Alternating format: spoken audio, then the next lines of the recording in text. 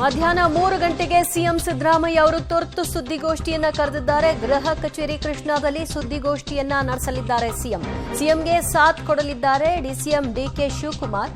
CM ವಿರುದ್ಧ ತನಿಖೆಗೆ high court ಅಸ್ತು ಎಂದ ಬೆನ್ನಲ್ಲೇ ಸುದ್ದಿಗೋಷ್ಠಿಗೆ ಕರೆದಿದ್ದಾರೆ ಸಿಎಂ.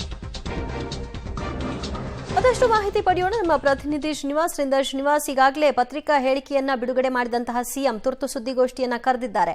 ಅಂದ್ರೆ ಮುಂದಿನ ಅವರ ಹೋರಾಟ ಯಾವ ರೀತಿ ಇರುತ್ತೆ ಅನ್ನೋದರ ಬಗ್ಗೆ ಅವ್ರು ಏನ್ ಹೇಳಬಹುದು ಅನ್ನೋ ನಿರೀಕ್ಷೆ ಇದೆ.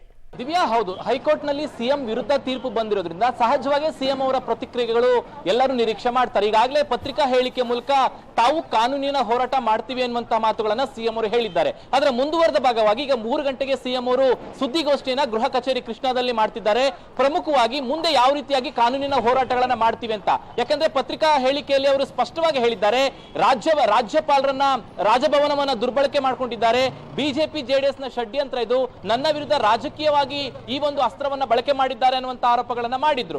ಆ ಹಿನ್ನೆಲೆಯಲ್ಲಿ ಸುದ್ದಿಗೋಷ್ಠಿಯಲ್ಲಿ ಕೂಡ ಈ ವಿಚಾರಗಳನ್ನ ಪ್ರಸ್ತಾಪ ಮಾಡುವುದರ ಜೊತೆಗೆ ಮುಂದಿನ ಕಾನೂನಿನ ಹೋರಾಟ, ಅದು ಹೈಕೋರ್ಟ್ ನ ಡಬಲ್ ಬೆಂಚ್ ಹೋಗುವಂತದ್ದು ಅಥವಾ ಸುಪ್ರೀಂ ಕೋರ್ಟ್ಗೆ ಹೋಗುವಂತದ್ದು, ಸೊ ಈ ಎಲ್ಲಾ ವಿಚಾರವಾಗಿ ಸುದ್ದಿಗೋಷ್ಠಿಯಲ್ಲಿ ಮಾಹಿತಿ ನೀಡುವಂತಹ ಸಾಧ್ಯತೆ ಇದೆ.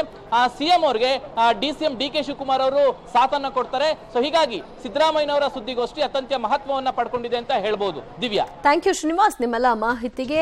ಪತ್ರಿಕಾಗೋಷ್ಠಿಯನ್ನ ಅವರು ನಡೆಸಿದಂತಹ ಸಂದರ್ಭದಲ್ಲೇ, ಪತ್ರಿಕಾ ಹೇಳಿಕೆಯನ್ನ ಪ್ರಕಟ ಮಾಡಿದಂತಹ ಸಂದರ್ಭದಲ್ಲೇ ಆದೇಶ ಏನ್ ಬರುತ್ತೆ, ಆದೇಶದ ಪ್ರತಿ ಏನಿದೆ ಅದನ್ನೆಲ್ಲವನ್ನು ತೆಗೆದುಕೊಂಡು ಓದಿದ ನಂತರದಲ್ಲಿ ರಿಯಾಕ್ಟ್ ಮಾಡ್ತೀನಿ ಎಂದಿದ್ರು.